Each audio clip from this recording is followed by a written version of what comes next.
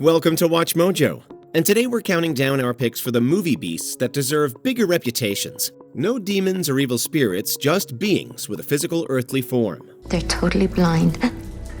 And judging from what we've seen, I'd say they use sound to hunt with. Number 20, Daimajin. Daimajin franchise.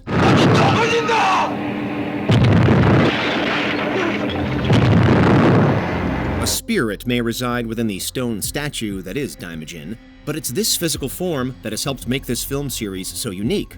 Daimajin differs from other kaiju creatures, despite its initial origins as an unrealized antagonist for the space turtle Gamera. There's a godlike reverence for Daimajin in its giant samurai statue form.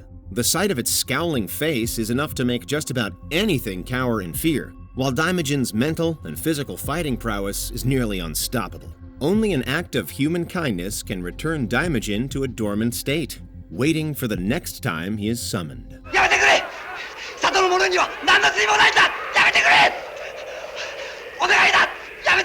Number 19, Sill. Species franchise. Created a monster with some kind of formula you got from outer space.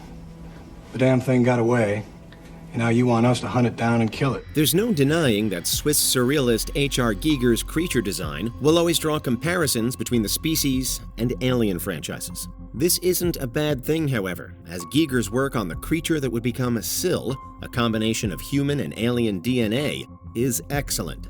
Sill is a violent yet tragic character, a creature that didn't ask to be born, yet which is compelled to mate and propagate at all costs. You don't know what we're dealing with here. She could have a dozen babies. She could lay 1,000 eggs. This results in a lot of carnage along the way, as well as a weaponized sexuality that's brought to the screen by Natasha Henstridge. Some of the film's sexual politics and its male-focused gaze haven't aged well, yet Sill remains a captivating character study and an intriguingly designed movie monster. Number 18, Giant Octopus. It came from beneath the sea. I mean, something came up out of the water and grabbed our ship and pulled it under, just like that. The 1950s were a golden era for monster movies, and those that feature special effects from Ray Harryhausen perhaps best live on today. The Giant Octopus from 1955's It Came From Beneath the Sea was one of Harryhausen's earlier jobs, but the maestro's creative magic is already evident. The stop-motion effects feel remarkably fluid, such as during the octopus's attack on San Francisco. Harryhausen's noted ability to give his creatures defining mannerisms or traits can be seen here as well, together with a sound design that lends the Giant Octopus a lurching, foreboding presence.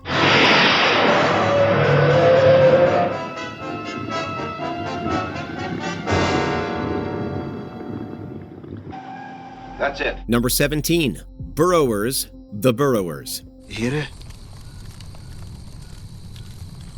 It's almost left. Combining horror and Western tropes, the film also features subtext concerning the slaughter of buffalo during the early settling of North America. Because their normal food source has been made scarce, the titular Burrowers have been driven to hunt and feast upon human victims. This may lend the creatures a reason for their behavior, but it doesn't make their attacks any less gruesome. The Burrowers paralyze their victims and bury them in holes, aware of their surroundings, yet absolutely helpless. The creature's physical design is also nightmarish, with gaping mouths, no external ears, and an unsettling gait when they attack. All combined, these Burrowers are a unique and uniquely disturbing sort of movie monster.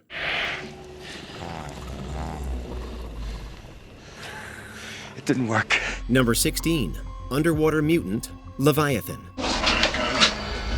What is this? What's going on?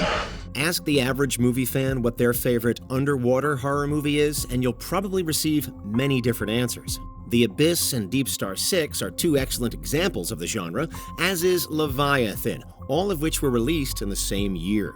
This latter entry featured special effects and creature design by Stan Winston, however, which gives it a leg up on the competition. The underwater mutant of Leviathan is the result of a virus that assimilates its victims. The end results are an aquatic nightmare, a human marine mutant with physical elements from both worlds. Leviathan has often been referred to as John Carpenter's The Thing, but underwater. And this feels very accurate, particularly thanks to the monster. Top Number 15. The Fouke Monster, The Legend of Boggy Creek. Before the creature finally wandered off, he smashed flower pots and overturned everything in sight. It's one of the most financially successful and legitimately scary G-rated horror movies of all time. The crew behind 1972's The Legend of Boggy Creek managed to capture lightning in a bottle with this film, an atmospheric slice of cinema that's based upon the real-life Arkansas folktale of the Fouke Monster. There's nothing in the way of graphic violence in Boggy Creek, nor is the Fouke Monster displayed in any grand fashion. Instead, this mythical cryptid lurks within the shadowed recesses of our imaginations, as Boggy Creek crafts a narrative that's heavy on docudrama glimpses of its appearance. Yet the execution is so compelling that our mind's eye connects the dots in a way that further extends the life of the Fouke Monster's legacy. Normally, he never comes out of the woods before dusk, and then moves very cautiously, staying within quick return to the shelter of the trees. But tonight, he's on a rampage. Number 14. Mary Beth Louise Hutchinson, The Faculty. There's nowhere to go.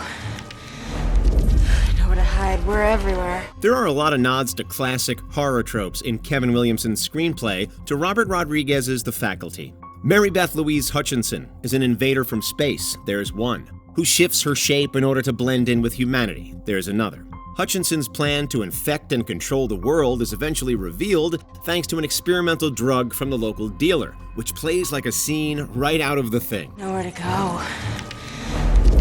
Nowhere to hide. We're everywhere. Meanwhile, it's a special effects bonanza when Hutchinson's alien form is revealed later on in the film, setting the stage for a classic Monster Mash finale. Guaranteed to jack you up. Number 13. Waterworms, Deep Rising.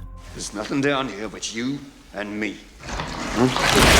A combination of both practical and computer-generated effects went into creating the memorable waterworms from 1998's Deep Rising. The end results are a mixed bag, with some excellent digital effects being utilized for Billy's death scene, while other reaction shots feature some fairly shoddy CGI work. That said, the backstory of these creatures as an evolutionary offshoot of some Cambrian-era worms is unique, while their underwater attacks are tense and shocking. We'd love to see what these movie monsters would look like with a fully practical application in the modern day.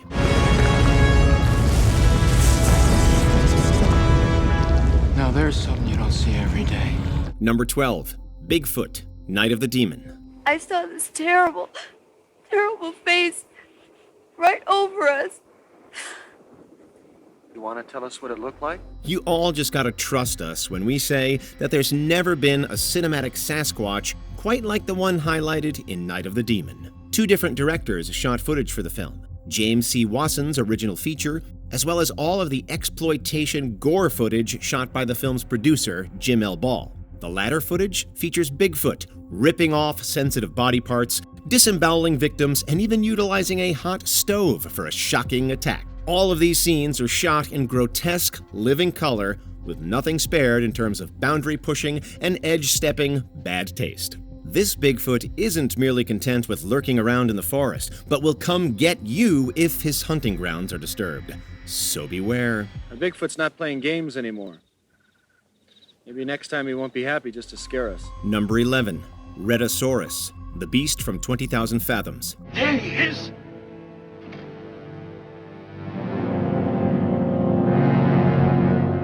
It's unbelievable.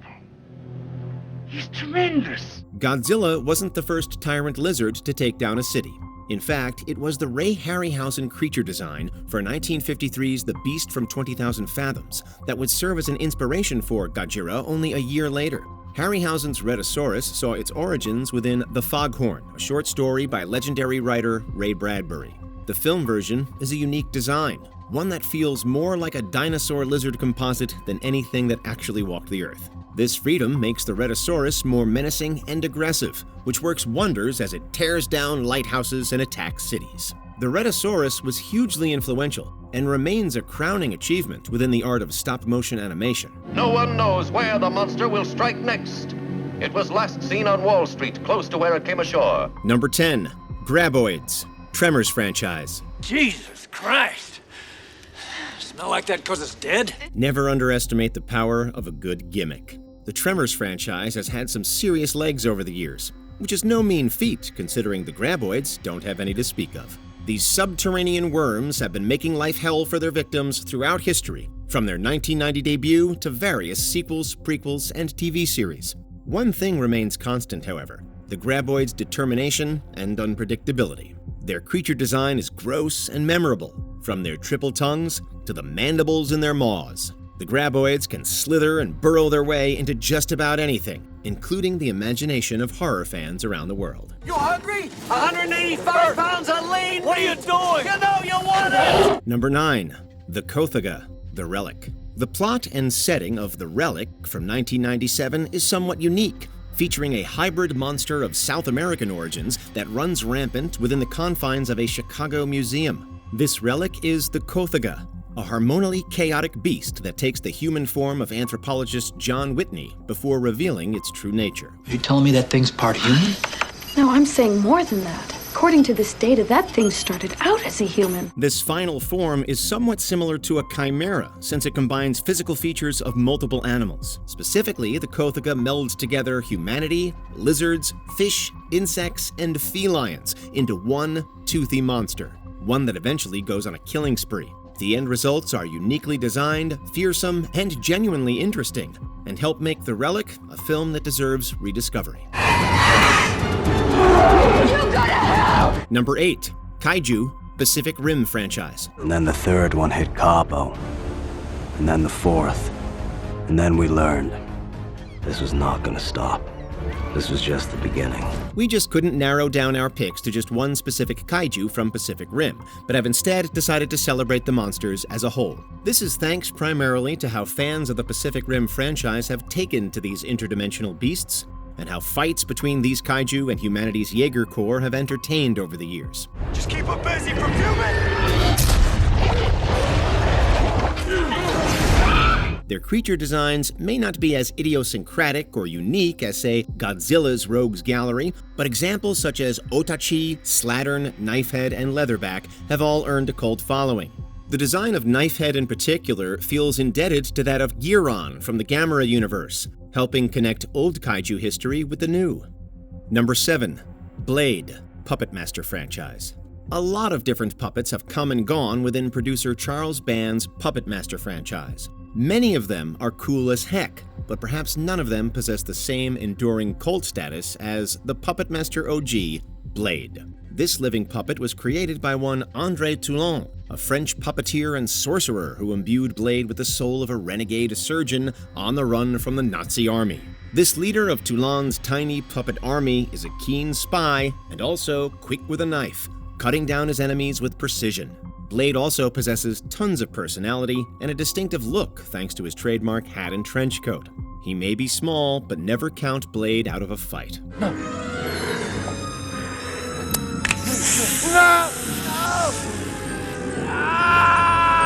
Number 6. Cooper, Super 8. That he makes a psychic connection by touch. Oh my God! Jeez. What is that thing? The creative stamp of producer Steven Spielberg was all over this creature feature from 2011. This isn't a bad thing, mind you, as writer-director J.J. Abrams was able to combine his own sci-fi pedigree with a little of that family-friendly Spielbergian magic. Cooper is the central monster here, a highly intelligent alien creature that crashed on Earth, and after escaping from government captors, attempted to rebuild his spacecraft. Cooper's desire to escape from Earth is understandable, even if he does eat more than one person in pursuit of that aim. Additionally, his creature design is scary, but also human enough to make Cooper somewhat relatable. And this ultimately helps Super 8 succeed as a film. We understand! But not everyone's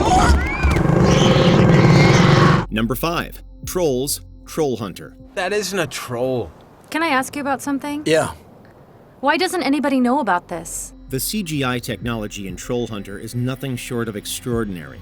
The crew behind this found footage film knocked it out of the park when it came to developing modern-looking trolls that appear every bit the stuff of nightmares. Don't go looking for any good luck toys here. Instead, the beasts here in Troll Hunter feel more carved from monstrous myth, out for blood and causing destruction at every turn. The found footage style of filmmaking also allows for the trolls to be witnessed from a proper perspective, as we receive a first-person view of what an attack might look like. In other words, it's terrifying. Number 4, Belial Bradley, Basket Case franchise. I just need a place to stay. What's in the basket? Clothes. What's in the basket? This is a question that's asked often of Dwayne Bradley, yet the answer is truly stranger than fiction. That's because inside the basket is the sentient remains of his brother, Belial. The pair were formerly conjoined, but have since gone insane and seek out the doctors that split them up. Writer-director Frank Henenlotter has created other movies such as Brain Damage, but it's Basket Case that's probably his most well-known work.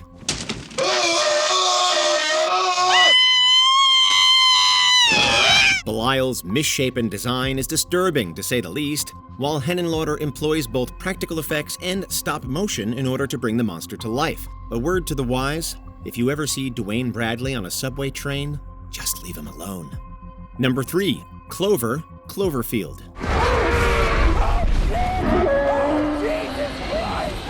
Fans have long speculated about all of the Easter eggs contained within the various forms of Cloverfield-related media. What they can all largely agree on, however, is the impact of Clover's debut in the original 2008 film. Director Matt Reeves and screenwriter Drew Goddard helped create the film in a found footage style, and Cloverfield largely stays its hand in regard to its monster reveal. The end results, while perhaps not unique, are certainly gigantic and impressive. Clover's underwater origins don't necessarily predicate on aversion to land attacks, as evidenced by the iconic sequence featuring Lady Liberty's decapitated head. That said, we'd love to see more of Clover for future franchise entries. Oh my god! Are you guys seeing this right now? Are you seeing this right now? Look! Number 2, Crawlers, the Descent franchise. The original film in the Descent franchise was also quite patient when it came to revealing its monsters. The first half of the film is mainly centered upon character development as well as the establishing of its claustrophobic underground setting. Then, almost without warning, the Crawlers strike. The sight of their hideous visages in the darkness almost feel like a dream, while the practicality of their design lends them weight and heft. The Descent is a film that benefits greatly from restraint and old-school movie making, and the impact of the Crawlers feels so much more earned as a result. Whatever they are, they go to the surface to hunt. Before we continue, be sure to subscribe to our channel and ring the bell to get notified about our latest videos. You have the option to be notified for occasional videos or all of them. If you're on your phone, make sure you go into settings and switch on your notifications. Number 1, Gamera, Gamera franchise. Hey, Chief! It's time for you to come home!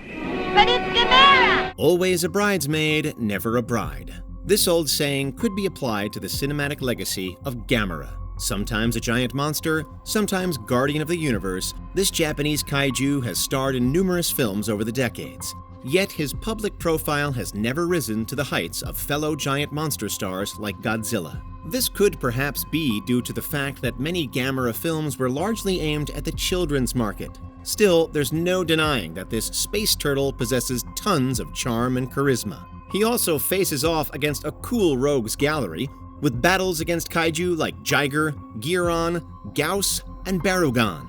We'll say it here and now, give it up for Gamera! Hi, Gamera! What's your favorite movie monster? Let us know in the comments.